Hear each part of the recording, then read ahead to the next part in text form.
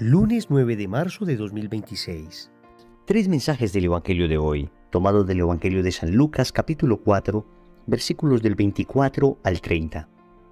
Habiendo llegado Jesús a Nazaret, le dijo al pueblo en la sinagoga: En verdad les digo que ningún profeta es aceptado en su pueblo. Puedo asegurarles que en Israel había muchas viudas en los días de Elías, cuando estuvo cerrado el cielo 3 años y 6 meses, y hubo una gran hambre en todo el país. Sin embargo, a ninguna de ellas fue enviado Elías, sino a una viuda de Sarepta, en territorio de Sidón. Y muchos leprosos había en Israel en tiempos del profeta Eliseo. Sin embargo, ninguno de ellos fue curado sino Naamán el sirio. Al oír esto, todos en la sinagoga se pusieron furiosos y levantándose lo echaron del pueblo y lo llevaron hasta un precipicio del monte sobre el que estaba edificado su pueblo, con intención de despeñarlo. Pero Jesús se abrió paso entre ellos y seguía su camino. Palabra del Señor, gloria a ti, Señor Jesús. El Evangelio que la liturgia nos presenta hoy es la segunda parte de una predicación que Jesús hace en la sinagoga de Nazaret. El Evangelio no nos presenta la primera parte, en la que Jesús lee un pasaje del profeta Isaías y dice que ha llegado en ese momento el cumplimiento de esa profecía. Y todo el mundo mostraba su aprobación. Sin embargo, en esta segunda parte que leemos hoy, hay un cambio drástico en los nazarenos. Todos se enfurecen por las palabras que Jesús dice. Vamos a meditar 3 mensajes de este Evangelio. Primero, ningún profeta es aceptado en su pueblo. Segundo, Dios obra como quiere. Tercero, lo echaron del pueblo. Vamos con el primer punto. Ningún profeta es aceptado en su pueblo. Este dicho popular en el siglo I en la tierra de Jesús fue tomado por nuestro Señor precisamente para recriminar la falta de fe de sus coetáneos, los nazarenos. Y es que, en el fondo, lo que se esconde detrás de esta frase es la tremenda dificultad que tenemos de evangelizar a los más cercanos. ¿Le pasa al mismo Jesús? Pues por supuesto, también nos pasa a nosotros. ¿Por qué es tan difícil en ocasiones evangelizar a las personas que más cerca de nosotros están? Nuestros amigos más cercanos, nuestros familiares, aquellas personas con las que llevamos años en el trabajo. Hay varias razones. En primer lugar, porque normalmente son personas que nos conocen muy bien y conocen tanto lo bueno como lo malo de nosotros. Por supuesto, de Jesús solo podían conocer lo bueno y sin embargo, a pesar de eso, generan resistencia. Pero de nosotros conocen también lo malo. Entonces, cuando nosotros hemos iniciado un proceso de conversión, siempre queda una duda cuando anunciamos el mensaje de si en el fondo somos coherentes con lo que decimos. Ellos conocen muy bien nuestras debilidades y muchas veces se dan cuenta que lo que predicamos no es exactamente lo que vivimos. Repito, este no era el caso de Jesús, pero podemos extraer esa enseñanza para nosotros. Pero también en ocasiones nos es difícil evangelizar a los más cercanos por un ingrediente psicológico, y es que las personas que están más cerca de nosotros sienten de alguna manera que son iguales a mí. Entonces, ¿por qué este está ahora como brillando de una manera especial? ¿Por qué este ahora está hablando de una manera diferente? ¿Por qué este ahora tiene esa felicidad distinta a la mía? Hay como un ingrediente psicológico que no nos permite comprender que una persona que se crió conmigo, una persona que más o menos ha vivido lo mismo que yo, pues haya tenido una experiencia distinta a la mía. Eso es como un ingrediente psicológico que lo vemos mucho en nuestros países. Normalmente cuando viene un predicador de afuera, cuando hay una persona extranjera, cuando el testimonio lo va a dar una persona que no es de la comunidad, entonces las personas van, las personas se entusiasman, las personas se conectan tal vez más fácilmente. Digamos que ahí hay un ingrediente psicológico, pero también es un llamado de Dios para trabajarnos en la humildad. Muchas veces iniciamos un proceso de conversión. Muchas personas nos escuchan, empiezan a acercarse a Dios por lo que nosotros les contamos, por nuestros testimonios, y podemos caer en la tentación de creer que somos capaces de evangelizarlos a todos, que tenemos la fórmula perfecta para evangelizar al que nos pongan al frente. Pero Dios permite muchas veces que no seamos profetas en nuestra propia tierra para trabajarnos en la humildad. Por supuesto, estos casos no fueron los de Jesús, simplemente en Nazaret fue dureza de corazón, que Jesús era perfecto. porque Jesús no necesitaba trabajar la humildad debido a que Él mismo es la humildad encarnada, Él mismo es Dios, pero extrayendo la enseñanza que podemos aplicar para nosotros, podemos comprender un poco por qué en ocasiones es tan difícil evangelizar a los nuestros. Segundo, Dios obra como quiere. El Señor pone el ejemplo del profeta Elías y del profeta Eliseo a los nazarenos, cómo estos dos profetas realizaron la obra de Dios a personas no judías. En el primer caso, Elías a una viuda de Sarepta, y en el segundo caso, Eliseo a Naamán el sirio, dos personas paganas.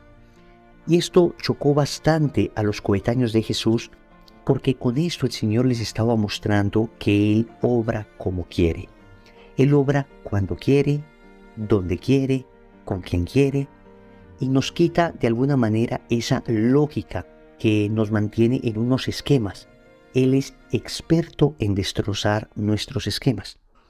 Con esto, el Señor nos está llamando a nosotros a mantener un espíritu abierto y atento a la obra de Dios.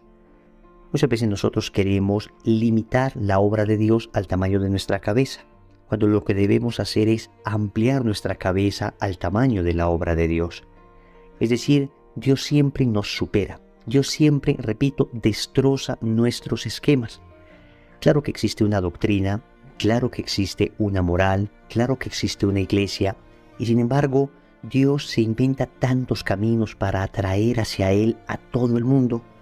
Dios utiliza caminos, dice la iglesia, conocidos solo por Él, para atraer a la gracia a muchas personas. Y a veces nosotros creemos que nuestro método, nuestro esquema, nuestra forma de evangelizar es la única, y si no es la única, es la mejor. Pero en realidad, mientras más conoce uno la obra de Dios, más se sorprende uno por las maneras como actúa, cómo Él permanentemente rompe nuestros esquemas. Y podemos ampliar todavía esto más a nuestra vida cotidiana. ¿Cuántas veces nosotros tenemos algo fríamente calculado? Todos los pasos claramente establecidos, y sin embargo no hemos contado con Dios. Y Dios viene y desbarata todo y hace las cosas a su manera. Y quedamos sorprendidos porque nada sale como quisiéramos, pero al final brilla la obra de Dios. Debemos tener un espíritu abierto, debemos tener un espíritu atento. Claro que debemos planear, claro que debemos mantener, digamos, unos horizontes claros, pero nunca ser psicorrígidos en el tema de la evangelización, nunca ser psicorrígidos en el tema del apostolado, siempre tener un sano discernimiento de espíritus para ir conociendo exactamente lo que Dios va haciendo, porque no es nuestra obra, sino la obra de Dios. Nosotros debemos sentirnos como instrumentos sabiendo que Él obra como quiere. Tercero, lo echaron del pueblo. El Evangelio termina diciendo que los nazarenos echaron del pueblo a Jesús. Y la verdad es que hoy hemos echado a Dios de todas partes. Primero lo echamos de nuestro corazón a través del pecado. Al caer en pecado mortal perdemos el estado de gracia y le decimos a Dios: sal de mi corazón, sal de mi alma, sal de mi vida. Pero después le echamos de nuestra familia cuando ya decidimos que lo importante es el televisor, lo importante es las redes sociales, lo importante es que cada cual llegue a comer a la hora que quiera y nuestra casa es como un hotel, y se nos olvidó que Dios era el centro y debíamos orar juntos en familia. Lo sacamos de nuestra sociedad cuando ya en las estructuras sociales, la economía, la educación, el deporte, en fin, ya Dios no aparece en ninguna parte. Lo echamos de nuestra patria cuando arrancamos el nombre de Dios de nuestras constituciones y le dijimos que no necesitábamos ningún mandamiento de Él, ningún criterio de Él, ni su presencia para conducir nuestros países. En fin, lo echamos de nuestro mundo cuando el frío del pecado, el odio, la muerte, la venganza comenzó a reinar contra la enseñanza de Jesús, contra la enseñanza de Dios.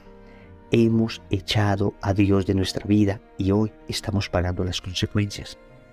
Si nos alejamos de la hoguera, nos morimos de frío. La culpa no es de la hoguera sigue ardiendo esperando que nos acerquemos a ella, pues nosotros nos hemos alejado de Dios y estamos muriendo en nuestro pecado, y la culpa no es de Dios. Dios sigue esperando, ardiendo de amor por nosotros para sanarnos. Oremos.